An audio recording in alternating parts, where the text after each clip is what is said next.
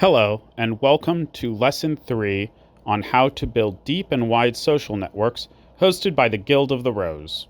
Today's lesson is going to be about casual friendships and exploration.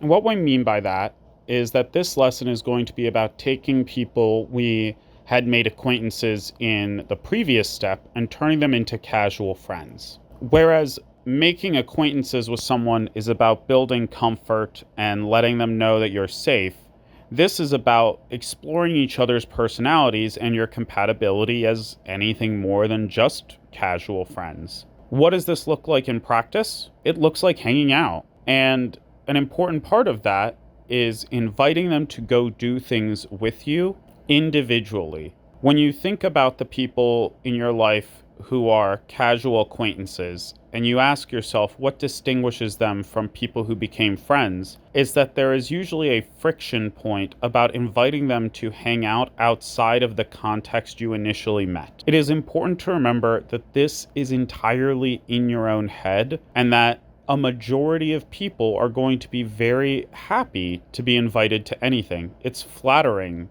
to know that someone else has been thinking about you enough to invite you to something they think you will enjoy.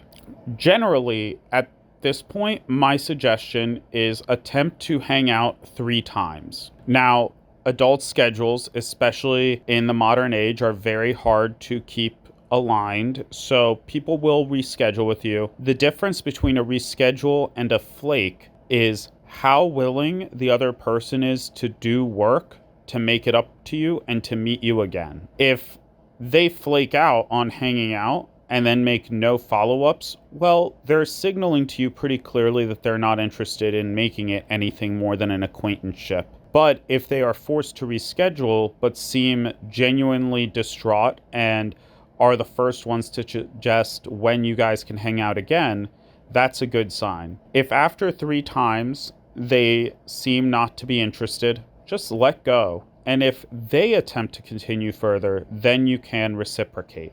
An important thing to bring up at this step is the concept of rupture and repair. Now, what we have seen from a lot of psychological research is that one of the ways you really strengthen a relationship is not by avoiding disagreements, but in fact by having a disagreement and then peacefully settling it. Research has shown that couples that argue more in the first years of their marriage have a lower divorce rate later on because essentially they've hashed out all the problems early. This may also happen in your friendships. You might run into friction points. This should not discourage you from being a friend with someone. This should just be an indicator that you need to practice your skills of repair in a relationship. And if the relationship is beneficial for both people, not only will this fix it, it will eventually make the relationship much, much stronger. So be on the lookout for that. If you find yourself having disagreements while you are hanging out with these people you are trying to turn into casual friends, use it as an opportunity to show that you can be a gracious person in disagreement, and you might be surprised yourself. To be better at this, I would suggest taking the class on nonviolent communication offered by the Guild of the Rose at our website.